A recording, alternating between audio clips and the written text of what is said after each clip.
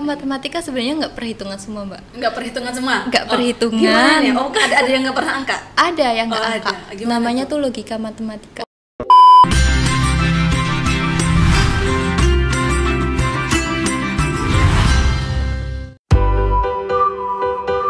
Assalamualaikum warahmatullahi wabarakatuh. Hai Sobat Ambiar, kembali lagi ya sama Teh Lisna tentunya di program 1 jam lebih dekat gitu. Kalau kemarin kita udah ngobrol sama Duta Genre, terus udah ngobrol juga nih sama Koordinator Formosus Jawa Barat. Dan pada kesempatan kali ini kita akan bergabung dan akan ngobrol lebih dekat dengan guru matematika dari MTS Hidayat Usibian gitu ya. Tentang mengulik gimana sih matematika itu gitu ya. Assalamualaikum Mbak Mayang ya. Oke, Mbak Mayang gimana? Kabarnya sehat? Alhamdulillah sehat. Sehat benar? Iya, Oke. sehat. Nah dari teman-temannya nih udah emang udah sehat lah sumringah lah gitu ya. Oke deh. Berarti emang ngincer matematika ya? Oke, pendidikan matematika. Kenapa pilihnya matematika Mbak?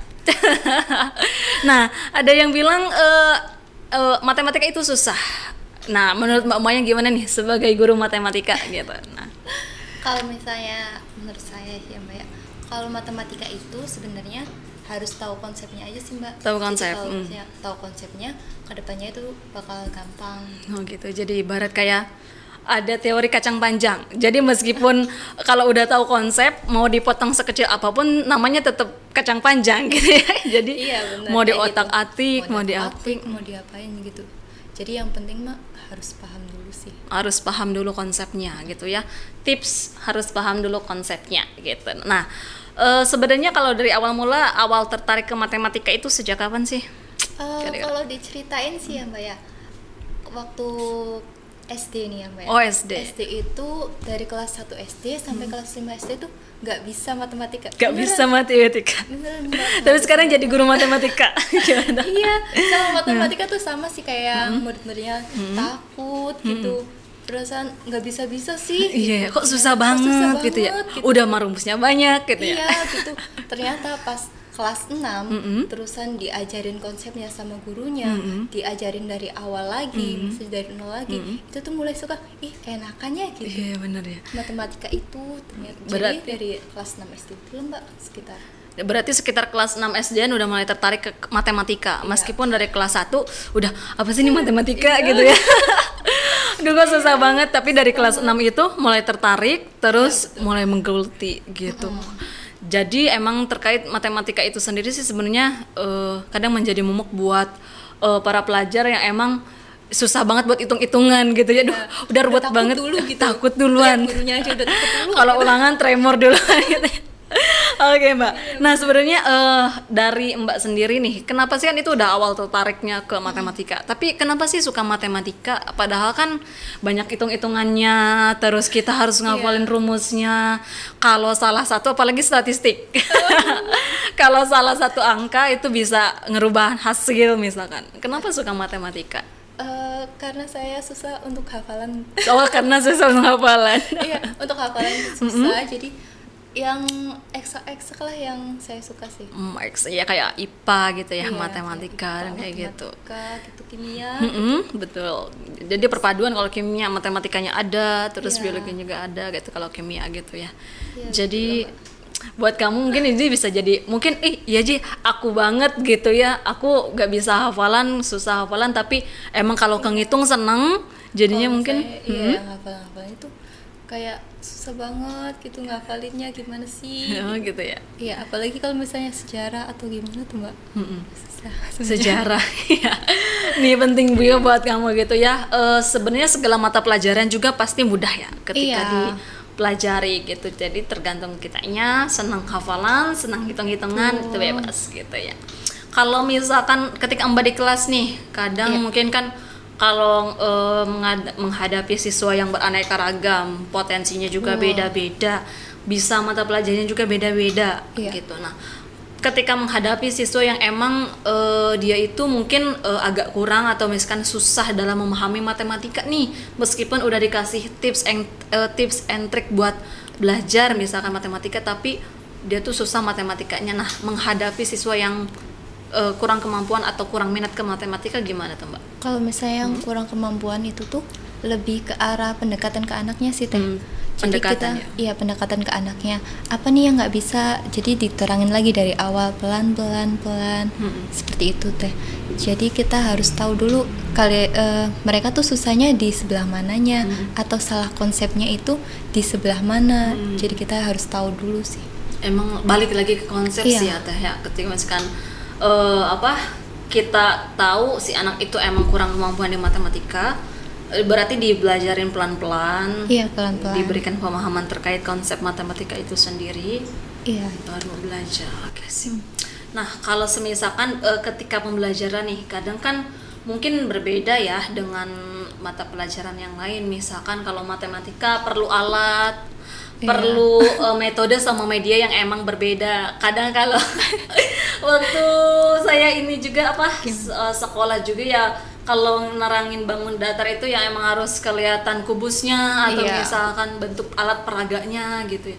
Nah, metode sama media apa sih yang Mbak pakai ketika pembelajaran? Sama sih teh, kayak yang pengalamannya teteh gitu. Jadi kita harus ngegiring anak-anak tuh masuk ke sebuah cerita, bukan sebuah cerita juga sih, membawa anak supaya lebih masuk berimajinasi gitu, bareng gitu. Jadi misalnya gambar kubus nih apa nih yang di sekitar kita aja dulu, yang gambar kubus apa gitu ya? Kubus apa nih kita. Jadi misalnya ada yang bilang kardus bu, oke, kardus. Coba kardus tuh kayak gimana bentuknya, maju ke depan kayak gitu. Jadi seperti itu sih teh. Jadi lebih kepada menggambarkan dengan sesuatu hal yang ada di sekitar kita. Iya, menggambarkan sesuatu hal dengan yang konkret gitu. Supaya emang itu kadang suka lebih diterima sih ya Mbak. Iya, jadi lebih keterima, lebih masuk juga. Oh berarti kalau misalnya ngelihat benda itu, oh itu gambarnya gambar kubus, bentuknya bentuk kubus, atau ini kerucut gitu.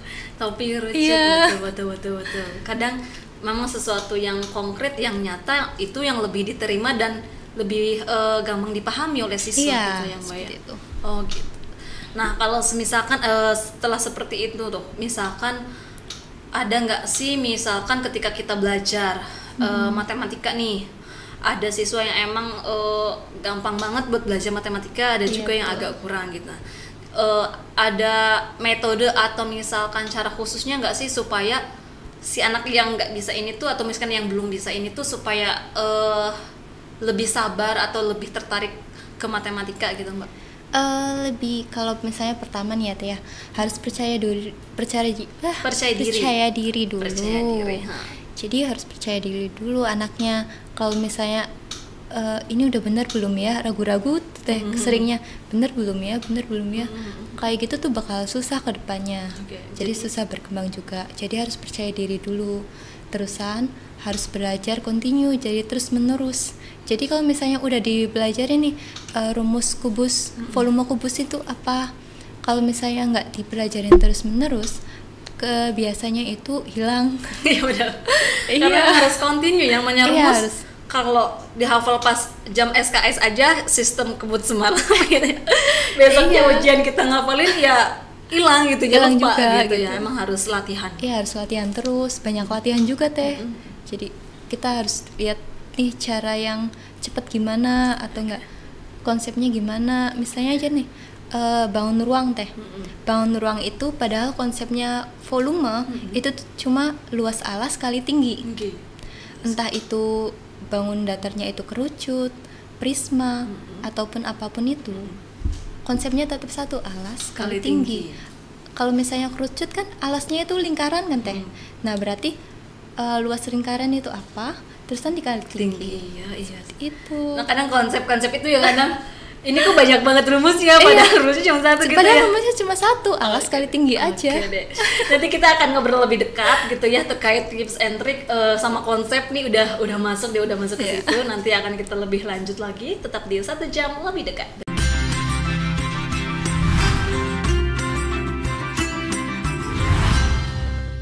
Oke Sobat Ambiar, tadi udah sempat disinggung terkait konsep matematika yang kadang kalau siswa-siswi itu udah tremor duluan, aduh rumusnya banyak banget gitu ya. Padahal kalau misalnya nih sekarang kita udah ngobrol sama guru matematikanya langsung, sebenarnya enggak kok gitu ya. Ada rumus dasar yang emang sekiranya itu bisa dihafal buat siswa-siswi yang emang sebenarnya itu tinggal dikembangkan aja gitu ya. Nah, ini Mbak Mayang terkait tadi ya rumus dari rumus dasar gitu ya, terkait yang bervolume. Nah, sebenarnya konsep kita nih misalkan aku suka matematika, aku mulai dari mana dulu sih, atau misalkan sebenarnya kita itu harus paham apa dulu sih kalau misalkan kita senang matematika? Kalau yang harus dipahami dulu sih Mbak, konsep perkalian sih Mbak. Konsep perkalian. Ya, karena semuanya juga perhitungan itu dari perkalian kebanyakannya. Kalau misalnya mencari luas juga dikalikan. Nah, terusan baru berkembang ke pembagian. Seperti itu. Jadi kalau dulu tuh aku merasa lebih muda ya. Kalau dulu tuh saya Mbak pernah belajar sih sama guru tuh kabatakur, kali bagi tambah kurang. Nah, apakah konsep itu emang sebenarnya udah real perkalian dulu baru bagi, baru tambah, baru kurang, atau gimana? Menurut Mbak sendiri? Kalau misalnya yang apa tuh tadi? Kabatakur ya? Kali bagi tambah kurang. Nah, menurut Mbak sendiri runtutan dari, jadi konsep itu tuh kamu pahamin dulu perkalian, abis itu nanti kalau udah kamu paham perkalian, kamu juga pasti pembagiannya bisa. Kalau pembagiannya bisa, tambahan terus baru pengurangan. Nah, menurut Mbak konsep itu gimana? Kalau misalnya untuk yang dasar banget, kayaknya harus penjumlahan dulu, karena kalau misalnya penjumlahan itu tuh menghasilkan perkalian. Perkalian. Jadi kalau misalnya belajar ya penjumlahan dulu. Gitu ya. Baru Oke, siap. Mungkin bisa nih konsep berarti kita harus tahu penjumlahan dulu ya. Benar, dari yang dasar dulu sih. Iya, yang dasar dulu. Dari dasar dulu, penjumlahan dulu, perkalian, pengurangan, perkalian baru pembagian. Jadi yang di akhir itu pembagian, gitu ya. Jadi ini tips banget buat kamu. Aku senang matematika nih, tapi terus aku mulai dari mana? Pertama ya kamu harus tahu penjumlahan sama pengurangan. Gitu ya. Kalau itu udah lancar, baru ke perkalian dan pembagiannya nyusul nanti juga. Nanti juga dengan sendirinya. Kalau misalnya udah bisa nih perkaliannya, pasti pembagiannya juga bisa. Oke, jadi kalau udah bisa dari teori dasar itu, kedepannya juga teori-teori ataupun rumus yang emang agak sedikit lebih rumit itu bisa menyesuaikan ya Mbak ya? Iya, jadi kalau misalnya hafal rumus, tapi kalau misalnya operasinya tetap salah, salah juga. Betul. Aku tahu nih rumus A B C D F G, tapi perhitungan dasarnya belum, itu sama saja. Jadi harus operasinya dulu, baru rumus-rumusnya. Oke, jadi dasarnya kita harus tahu operasi hitung dasar terlebih dahulu. Ya, penjumlahan, pengurangan, perkalian dan pembagian. Nah, terus Mbak Mayang nih, sebenarnya kadang kan kita ya sebenarnya tadi nyambung ke yang tadi sih, ke rumus yang tadi gitu ya. Gimana? Kadang banyak banget rumus yang emang sebenarnya harus dihafal. Nah, gimana sih caranya buat ngafal rumus yang banyak gitu? Sebenarnya rumus itu nggak banyak ya. Rumus itu nggak banyak. Nggak banyak. Sobat Amia, rumus itu nggak banyak. Rumus itu nggak banyak, jadi kita harus tahu konsepnya dulu. Jadi misalnya kalau luas itu kan alasnya itu panjang, terusan lebarnya itu tingginya kan, jadi tetap alas kali tinggi, walaupun itu luas untuk semua jadi alasnya itu berapa senti, terusan tingginya itu berapa. Nah, kalau misalnya baru berkembang ke yang rumus persegi panjang itu kan panjang kali lebar. Nah, sama aja kayak alas kali tinggi. Kalau misalnya berkembang lagi ke bangun dasar yang lain yang segitiga, tetap juga alas kali tinggi. Iya. Betul. Itu kalau bangun dasar bukan volume ya? Iya. Nah, kalau volume gimana, Mbak? Kalau volume jadi sama alas kali tinggi. Alasnya kalau misalnya yang luas itu kan 2 dimensi kan, Mbak? 2 dimensi itu berarti cuma ada garis aja, alasnya tidak memiliki volume. Kalau misalnya yang 3 dimensi itu tuh alasnya itu berbentuk bidang. Iya, betul. Berbentuk yang emang dari yang 2 dimensi itu ya. Iya, yang dari 2 dimensi itu. Jadi emang sebenarnya dasarnya sih alas kali tinggi. Iya. Tergantung itu bidang apa, menyesuaikan gitu ya. Betul. Kalau misalnya juga yang dari luas nih, Mbak. Luas itu kan tahu persegi panjang kan Pak? Tahu. Nah gambarnya kan kayak gini. Iya betul. Nah Ini terdiri kayak dari ini, iya banyak kayak banget. gini. Terdiri dari Persegi panjang. 3 segitiga. Jadi kalau misalnya luas segitiganya berarti 1/3. Oh, 1/3. Iya. Alas kali tinggi. Alas sekali tinggi, betul lah. Ya itulah pokoknya pemirsa. Jadi kadang nah hal yang sederhana itu kadang kalau udah sama ahlinya sama gurunya udah itu tuh gampang Mbak, 1/3. Kadang kalau misalkan apa sih teknis ini kadang ada yang nyambung, ada yang langsung connect, ada yang Iya, ada iya, langsung. nah betul. Dan itu memang dirasakan gitu ya. Ada beberapa yang emang langsung connect, ada yang emang istilahnya perlu penyesuaian, tergantung emang potensi dari masing-masing siswa itu sendiri. Lebih enak juga Mbak kalau misalnya belajar matematika tuh langsung jadi kita cari rumus sendiri nih. Oh, cari rumus sendiri. Oh, Jadi boleh. boleh. Oh, Jadi boleh. kita misal nih taunya cuma rumusnya segi panjang aja, persegi Persegi panjang. panjang. Nah kita persegi panjang itu potong-potong. Oh, betul. Dipotong-potong, potong-potong jadi 3 segitiga. Oh berarti kalau misalnya 1 segitiga ini berarti 1/3 dari 1/3 dari persegi panjang. persegi panjangnya seperti itu. Iya, betul loh Mbak. Nah, iya. Karena kalau praktik kayak gitu bisa langsung Bisa iya. langsung itu sih Mbak. Makanya kalau misalnya matematika tuh lebih enak praktik. Lebih praktik. Udah jangan ngapalin rumus terus Iya, gitu jadi ya. nggak usah Banyakin ngapalin latihan rumus. berarti ya. Betul, banyakin latihan. Kita lihat contoh konkretnya kayak apa biar langsung nyambung. Nah, kalau menurut Mbak sendiri sih terkait pemahaman kepada siswa gitu ya.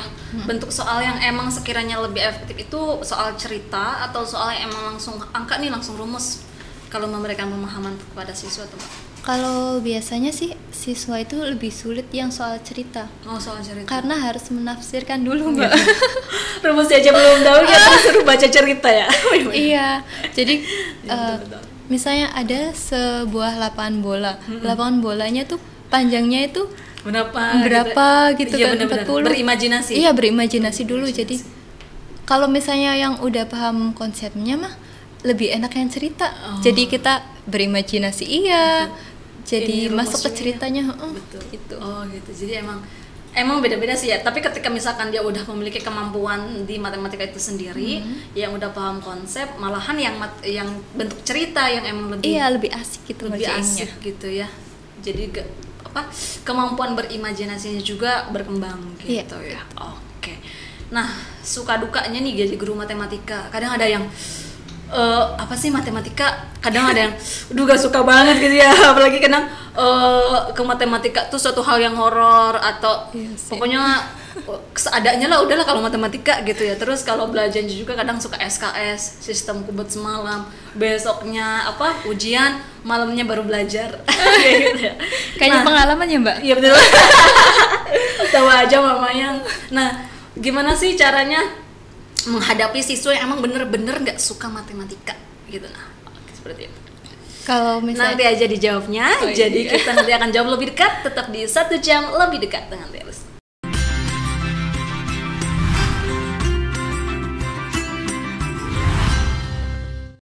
Oke Sobat Ambiar, tadi kita udah bicara tentang konsep, dasar, terus rumus terkait matematika itu sendiri, terus susah senang menghadapi siswa-siswi yang suka matematika dan yang tidak gitu ya. Nih kalau misalkan Mbak nih, kadang kan siswa ada yang suka banget, ada yang nggak mau banget. Aduh matematika apa? Udah pikirannya udah kayak overthinking duluan gitu. Belum juga ngerjain soal gitu ya. Iya. Kadang udah deg-degan, udah persiapannya kadang lebih matang kalau matematika meskipun kadang suka SKS. Nah, dari Mbak Mayang sendiri sebagai guru matematika, gimana sih caranya menghadapi siswa-siswi yang emang bener-bener dia tuh nggak suka matematika? Gimana dong? Tapi dia harus ujian matematika. Nah, gimana tuh menghadapinya Mbak? gimana ya? Kalau misalnya suka atau nggak suka itu tuh sebenarnya nggak bisa dipaksain Mbak. Bener nggak? Orang nggak suka juga maksain dia. Iya, jadi sebenarnya kalau belajar juga kita nggak bisa maksa ke anak harus kamu tuh harus suka matematika. Nggak Itu bisa, tuh nggak gitu. bisa, nggak boleh juga. Kalau misalnya dipaksa kayak gitu, justru anaknya makin nggak nyaman sama matematika.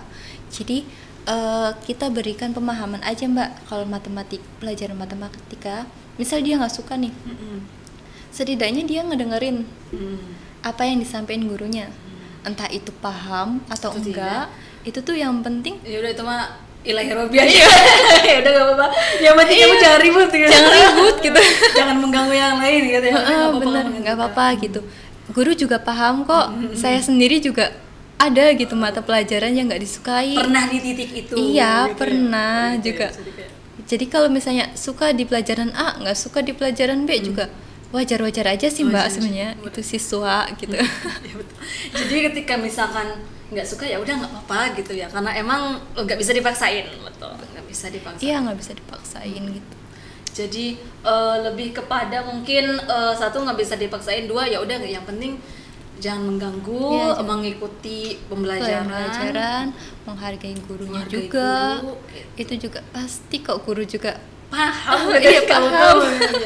Jadi mungkin buat sahabat Ambyar yang mungkin aku tuh nggak suka matematika Teh Lisna gitu ya, atau misalkan aku tuh agak kurang buat matematikanya, ya udah nggak apa-apa, karena semua siswa itu punya potensi, Iya. punya potensi masing-masing, punya kelebihan masing-masing, cukup mendengarkan dan menghargai guru.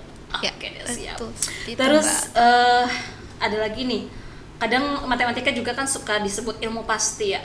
Iya. Dan matematika juga bergelut sama hitung-hitungan terus. Nah, apakah menurut Mbak Mayang sendiri sih matematika itu apakah hanya sebatas perhitungan atau bisa disambungkan dengan kehidupan sehari-hari misalkan, atau bisa lebih dari itu? Matematika sebenarnya nggak perhitungan semua Mbak. Nggak perhitungan semua? Nggak perhitungan. Gimana ya? Oh, ada yang nggak pernah angka? Ada yang nggak Oh, angka. ada. Gimana Namanya tuh? tuh logika matematika. Oh, logika matematika. Oh, yang ini jika maka gitu. Iya, ya, seperti betul. itu. Masih inget. Pelajaran matematika itu. Jika Iya. mendung atau apalah gitu, Iya. maka ya betul. Ya seperti itu logika matematika. Jadi nggak semuanya Mbak perhitungan kok, tenang Nggak semua. aja. Jadi nggak semua ngitung kok. Iya, nggak semua itu. Tapi kan itu logika matematika cuma satu. Matematika banyak. Iya juga betul. sih. Emang iya, satu nggak semua pakai hitung-hitungan, jadi emang ada itu Ada ya, juga. logika matematika. Nah, nyambung ke logika. Apakah menurut Mbak Mayang orang yang suka matematika itu selalu bersikap sesuai logika atau kadang di luar itu? Nah, Mbak Mayang sendiri gimana secara pribadi? Kalau misalnya secara pribadi, kadang-kadang ya harus emang logika dulu sih Mbak. sebenarnya. Logika dulu. Meskipun kita perempuan ya. Iya, kita perempuan harus logika dulu. Logika dulu. Tetap harus logika. Tapi ujung-ujungnya juga ya ke hati juga gitu. Jadi kalau emang misalnya kebanyakannya berarti ya, mayoritas. Jadi kalau misalnya anak-anak nih Mbak, sebenarnya kalau misalnya logikanya juga jalan, matematika tuh gampang ngikut. Iya benar ya. Jadi matematika kan tadi ilmu pasti. ilmu pasti. Iya, jadi bisa dipikirin. Iya benar. Jadi emang banyak kan yang suka matematika, kamu lebih mendahulukan logika. Iya, logika. Oke deh. Terakhir nanti kita akan lebih 1 jam lebih dekat lagi dengan sosok Mbak Mayang sebagai guru matematika terkait kehidupan pribadinya. Jadi jangan kemana-mana, tetap di 1 jam lebih dekat.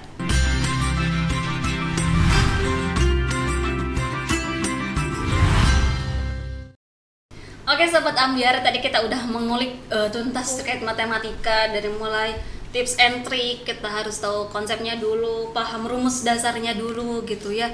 Dan ternyata kita tahu sebenarnya ada rumus kayak semacam rumus turunan atau hasil perkembangan dari rumus dasar itu sendiri. Oke dah. Nah, di balik guru matematika nih gitu ya. Sebenarnya berarti Mbak Mayang itu putri sulung? Bukan putri sulung, anak tengah-tengah. Oh, anak tengah. Iya, anak tengah. Anak tengah berarti punya kakak. Punya kakak, punya adik juga. Kakak berapa berarti? Kakak satu, Kakak adik satu. adik satu. Di tengah-tengah gitu Iya, ya. Tiga bersaudara. Hangat sekali. Kadang emang ya di tengah-tengah itu, jadi nggak bungsu, nggak ini banget, tapi Iya. nggak sulung banget gitu ya. Bisa saling rangkul. Oke. Kalau sudah berumah tangga? Belum. Belum. Semoga cepat berumah tangga. Amin, doain deh. Oke deh. Terkait peran Mbak Mayang sebagai guru matematika, pesan apa sih? Pesan serta hal ataupun motivasi yang bisa Mbak sampaikan pada siswa-siswi atau pelajar yang emang kamu matematika banget nih, atau gimana sih caranya supaya aku emang istiqomah sama belajar matematikanya itu nyaman gitu ya? Benar Mbak Mayang? Jadi untuk kalian semua, kalau misalnya nggak bisa matematika itu nggak apa-apa, jangan terlalu dipaksa, karena kita juga punya potensi masing-masing di bidangnya. Dan untuk yang emang passionnya di matematika, itu tuh harus tetap semangat belajar, terus dipelajarin terus dan terus. Seperti itu. Jadi latihan, praktis gitu ya, karena matematika nggak ujuk-ujuk kita bisa. Tapi kita perlu ya, kalau misalnya juga nggak dilatih juga bakal hilang kok. Betul, hafalan itu ya benar ya, karena emang nomor satu sih praktis, latihan itu gitu. Karena emang matematika beda sama yang lain gitu ya, nggak cukup hafalan, tapi harus sering dilatih, harus praktis. Oke deh, terima kasih Mbak Mayang atas kesempatannya udah mampir di The Ampiar. Semoga sehat selalu. Amin. Diberikan kesehatan, diberikan kesabaran. Yang mengajar sehat selalu. Dan untuk Sobat Ampiar, makasih juga udah bergabung. Nanti kita lanjut di season selanjutnya, tetap di 1 jam lebih dekat dengan Terlisna. Assalamualaikum warahmatullahi wabarakatuh.